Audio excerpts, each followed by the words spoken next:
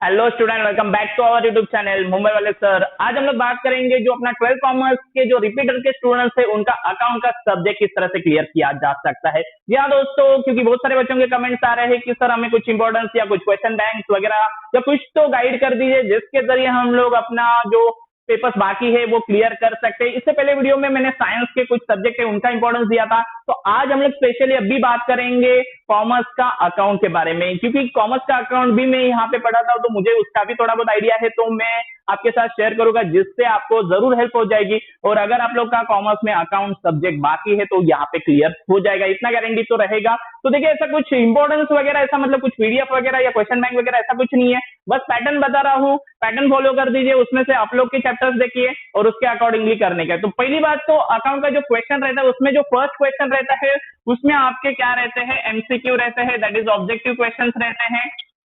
Okay, यहाँ पे आपको नॉर्मली 5 अलग अलग कैटेगरी के क्वेश्चन पूछे जाते हैं, जैसे कि वन सेंटेंस रहेगा, वन वर्ड रहेगा, ट्रू फॉल्स रहेगा, फिलिंग द ब्लैंक्स रहेगा या प्रोफोमा रहेगा, that is bill of exchange बनाने का। ओके, तो ये हर एक 5-5 मार्क्स के लिए आपको रहता है। तो अगर आप लोग ऑब्जेक्टिव अच्छी तरह से करोगे तो ये 15 मार्क्स आपके इन पॉकेट में है, बराबर। तो मेरा एक सजेशन रहेगा, आप लोग इसमें से 3 क्वेश्चन ही अटेंड करने की कोशिश करिए। एक तो आप लोग फिलअप्स के ऊपर फोकस कर दीजिए, जितने भी आपके चैप्टर्स के नीचे फिलअप्स है या आपके पास कोई तो नोट्स रहेगा। आपको और एक बात यहाँ पे सजेस्ट करता हूँ कि अगर आपके पास उत्तम प्रकाशन का क्वेश्चन सेट रहेगा तो आप लोग जरूर परचेस कर दीजिए, क्योंकि उसमें से मोस्ट ऑफ द क्वेश्चंस पूछते हैं, तो आप लोग फिलअप्स वगैरह वहां से कर सकते हो। ट्रू फॉल्स ये भी एक इजी है, ट्रू फॉल्स एकदम इजी रहता है, ट्रू फॉल्स आप लोग आराम से कर सकते हो, तो ये एक रहेगा। और दूसरा मतलब तीसरा क्वेश्चन यहाँ पे बिल ऑफ एक्सचेंज का जो परफॉर्मा है उसका फॉर्मेट एकदम इजी है, बराबर। 5 मार्क्स का फॉर्मेट एज इट इज, बस वहां पे ड्रॉवर ड्रॉवी का नेम चेंज करने का और वहां पे इंसर्ट कर देने का, आपका काम हो जाएगा। तो ये बिल ऑफ एक्सचेंज का फॉर्मेट भी आपको 5 मार्क्स के लिए आता है, तो इस तरह से आपके 15 मार्क्स हो जाएंगे। और अगर आपको बिल ऑफ एक्सचेंज का पैटर्न पता नहीं है या किस तरह से करने का पता नहीं है, उसके बारे में कुछ आइडिया चाहिए, तो मेरा दूसरा एक चैनल है एआर सर्च करके, आप लोग सर्च कर दीजिए,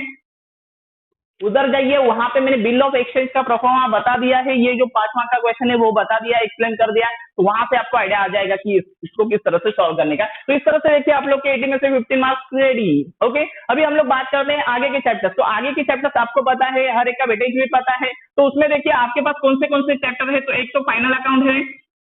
जो बहुत ही बड़ा है, बराबर, लेकिन मार्क्स भी बड़े देखे जाएगा। 15 मार्क्स का क्वेश्चन नॉर्मली यहाँ पे पूछा जाता है, तो इतना बड़ा क्वेश्चन आपको यहाँ पे सॉल्व करने का और 15 मार्क्स लेके जाने का, लेकिन क्वेश्चन थोड़ा बहुत डिफिकल्ट भी रहता है, यहाँ पे बैलेंसिंग करना वगैरह। यहाँ पे एक बात तो रहेगी, आप लोग क्या कर दीजिए, जो आपका ट्रेडिंग अकाउंट है, जो आपका प्रॉफिट एंड लॉस अकाउंट है, जो आपका पार्टनर्स कैपिटल अकाउंट है या पार्टनर्स करंट अकाउंट बोल सकते हैं, और बैलेंस शीट, इसका जो स्पेसिमेन है उतना भी अगर याद रखोगे और उतना जो एंट्री आ रहा है उसका as it is value debit credit में जहां पे पोस्टिंग करने का वहां पे भी आप लोग करोगे तो भी आपको 5, 6, 7 मार्क्स तो आराम से मिल जाते हैं, सब पोस्टिंग अगर आप लोग राइट करोगे। जो नीचे का एडजस्टमेंट उसका कुछ भी नहीं कर रहे हो तो भी चलेगा, नीचे का एडजस्टमेंट का कुछ भी मत करो तो भी चलेगा, इतना भी अगर कर रहे तो यहाँ पे 6-7 मार्क्स आपको आराम से दिए जाते हैं। तो ये भी बात एक है कि आप लोग फाइनल अकाउंट का इतना भी कर लोगे तो भी आपका काम आराम से हो रहा है, तो आप लोग सोच सकते हैं फाइनल अकाउंट के बारे में। देन उसके बाद अगर आगे डायरेक्टली जाने चाहते हो तो एडमिशन रहेगा, रिटायरमेंट, ओके, या डेथ रहेगा। तो ये जो चैप्टर्स है इसमें से भी आपको पूछे जाते हैं क्वेश्चंस, बराबर। इसमें से एक क्वेश्चन रहता है, मतलब 2 क्वेश्चन रहते हैं, उसमें से एक अटेम्प्ट करने का 10 मार्क्स है। तो इसका भी अगर पैटर्न अगर आप लोग ने देखा रहेगा तो उसमें भी एक तो आपका रिवैल्यूएशन अकाउंट उतना ही अलग है, बाकी तो कुछ फर्क नहीं है, मतलब आप लोग को यहाँ पे भी बैलेंस शीट बनाने का है। तो अगर यहाँ पे बैलेंस शीट का जो है वही पैटर्न रहता है तो यहाँ पे भी इतना ज्यादा कुछ चेंजेस नहीं है, तो आप लोग इसमें से कोई तो 2 टॉपिक क्लियर कर सकते हो। अभी रहा सवाल 2 टॉपिक में क्या है और कैसे है, तो आप लोग देखिए यहाँ पे एडमिशन रहे, रिटायरमेंट रहे या डेथ रहे, इसमें से जो 2 क्वेश्चंस आपको पूछे जाते हैं उसमें से आपका कौन सा अच्छा है वो देखिए। और most of the time admission तो रखिए, रिटायरमेंट और डेथ में थोड़ा बहुत चेंजेस होता है, एडमिशन कंपल्सरी में ही रहता है, तो ये बात आप लोग एक याद रखिए। तो यहाँ पे ये कर सकते हो। देन अगर आप लोग आगे जाओगे तो आगे जाने के बाद आपको एनपीओ जैसा चैप्टर है या डिसोल्यूशन को मैं नहीं बता रहा हूँ क्योंकि डिसोल्यूशन के लिए ऑप्शन है, वो बाद में हम लोग बात करेंगे। तो ये हो गया। Then NPO not for profit organisation, तो ये भी आपके लिए एक अच्छा चैप्टर है, that is 12 marks. Income expenditure account, okay, balance sheet इसका भी स्पेसिमन याद रखिए, खाली जो आपको क्वेश्चन दिया है उसके पोस्टिंग कर दीजिए, बाकी कुछ मत करिए, एडजस्टमेंट इधर भी छोड़ दीजिए, बाकी पोस्टिंग कर दोगे तो भी यहाँ पे 4-5 मार्क्स आराम से मिल जाते हैं। तो ये भी आप लोग यहाँ पे कर सकते हो। देन आगे जाएंगे तो आपको यहाँ पे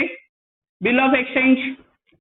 बराबर। तो बिल ऑफ एक्सचेंज का जैसे कि यहाँ पे हम लोग ने 5 मार्क्स का ये देखा है प्रोफोमा, वैसे ही 10 मार्क्स का आपको एक क्वेश्चन भी आता है, वो भी एक कंपलसरी क्वेश्चन है। उसमें कुछ जर्नल एंट्रीज है, स्पेसिफिकली जर्नल एंट्रीज है, उसमें भी पहले स्टार्टिंग के 2-3 जर्नल एंट्रीज है वो सेम रहते हैं, दैट इज परचेस करने का, सेल करने का, ड्रॉवर ड्रॉवी का जो एंट्री रहेगा, या बिल ड्रॉन बिल एक्सेप्टेंस वाला जो एंट्री रहेगा ड्रॉवर ड्रॉवी का, तो ये कुछ रहेगा, या होनर का वगैरह 2-4 एंट्री, वो सेम एंट्री है, हर जगह पे होता है, मतलब हर एक बिल ऑफ एक्सचेंज में स्टार्टिंग में ये 2-3 एंट्री रन होता ही है। तो यहाँ पे 2 एंट्री और यहाँ पे दैट इज ड्रॉवर में 2 एंट्री, ड्रॉवी में 2 एंट्री करोगे तो भी आपको 3-4 मार्क्स दिए जाएंगे, या अगर ना तो 2 मार्क्स तो मिलेगा, हाफ हाफ के हिसाब से भी अगर दिया जाए तो भी 2 मार्क्स मिल जाएंगे, तो ये भी आपको यहाँ से मिल सकता है, तो ये क्यों छोड़ने का। एंड देन शेयर्स और debenture, okay, shares and debenture का तो पता ही है, उसके साथ साथ जैसे मैं यहाँ पे थोड़ी देर पहले आपको बता रहा था डिसोल्यूशन, ओके, तो ये जो चैप्टर्स थे, मतलब शेयर्स और डिबेंचर में से कोई तो एक क्वेश्चन रहेगा और उसको और रहेगा डिसोल्यूशन, तो आप लोग इसमें से भी कोई एक तो चूज कर सकते हो। और मेरे ख्याल से शेयर्स और डिबेंचर अगर आप लोग बात करोगे 6-7 एंट्री है, रिपीट होता है, ओके, दैट इज शेयर्स का नॉर्मली एक्सेप्टेंस वगैरह रहेगा, या शेयर का अलॉटमेंट रहेगा, first call, second call, third call, final call वगैरह, वही सब है, ओके, कॉस्ट एंड एरर्स वगैरह थोड़ा बहुत एक्स्ट्रा है, लेकिन उसका भी स्टार्टिंग का कुछ एंट्रीज शेयर्स रहे या डिवेंचर रहे सेम है, अगर वो आप लोग रट भी लोगे तो भी चलेगा, क्योंकि कैसा है, अगर आपको समझ के लेने का है और अगर समझ रहे तो अच्छी बात है, लेकिन अगर कुछ समझ में ही नहीं आ रहा है क्या करने का, तो सिंपल सी बात, 2-4 जो एंट्री है वो बाइट कर दो और वहां पे जाके वही लिख के आओ, बस वहां का वैल्यू जो रहेगा उतना ही चेंज करने का, बाकी तो उसमें इतना कुछ है नहीं है, तो आप लोग इसको लेके जा सकते हैं डिसोल्यूशन से। मेरे ख्याल से बेटर ये है, क्योंकि यहाँ पे ज्यादा कुछ कॉम्प्लेक्स नहीं है, तो आप लोग डिसोल्यूशन से बेटरली शेयर्स और डिबेंचर से जा सकते हो, इसका एक क्वेश्चन आपको 10 मार्क्स देके जाएगा, तो आप लोग को ये है। एंड देन लास्ट में सिंगल एंट्री, ये भी एक इजी चैप्टर है आपके लिए, बराबर। तो सिंगल एंट्री का जो क्वेश्चन है वो 8 मार्क्स के लिए क्वेश्चन आता है, तो इसमें भी ज्यादा कुछ चेंजेस नहीं है, आप लोग को जो ओपनिंग और क्लोजिंग का जो अकाउंट बनाने का है उसमें आप लोग आराम से कर सकते हो, और नीचे आप लोग का जो स्पेसिमन है वो आप लोग याद रखिए, बस कौन सा ऐड होने का है, कौन सा लेस होने वाला है, ओके, एडिशनल कैपिटल क्या रहता है, बराबर, प्रॉफिट बिफोर एडजस्टमेंट वगैरह क्या है, ये सब चीजों का जो स्टेप है, बराबर, आपके बुक में दिया है वो फॉलो कर दीजिए, उसके अकॉर्डिंगली आपके सम के वैल्यू वहां पे खाली पुट करने के हैं, अगर इतना भी कर लोगे तो भी उसका मोस्ट ऑफ द सम तो वैसे ही बैलेंस हो जाता है, मतलब आंसर निकल आएगा, तो आपको पूरे के पूरे 8 मार्क्स भी मिल सकते हैं। तो आप लोग देख सकते हो इस तरह से आप लोग सिंगल एंट्री सॉल्व कर सकते हैं। तो आप लोग को समझ में आया, ये जो क्वेश्चन है यहाँ पे फाइनल अकाउंट एंट्री करके आइए, एडमिशन रिटायरमेंट एंट्री करके आइए, ये दोनों same as it is work हो गए। Then bill of exchange shares debenture में आपको क्या है, जर्नल एंट्रीज है, तो उसको एंट्री पे लेके जाइए। देन एनपीओ जो 12 मार्क्स का क्वेश्चन है, बराबर, उसमें आपको एक्सपेंडिचर सेल या इनकम रहेगा या बैलेंस शीट रहेगा, इसका भी सेम पैटर्न है। स्पेसिमन याद रखिए, स्पेसिमन बैड कर दिए, वैसा वर्ड दिखा तो वहां पे ही डालने का, बस इतना याद रखिए तो यहाँ पे हो जाएगा। सिंगल एंट्री आप लोग को ओपनिंग क्लोजिंग वगैरह निकालने का है, एंड देन उसको पैटर्न है उस पैटर्न में डालने का है। तो इस तरह से अगर आप लोग इतना भी कर लोगे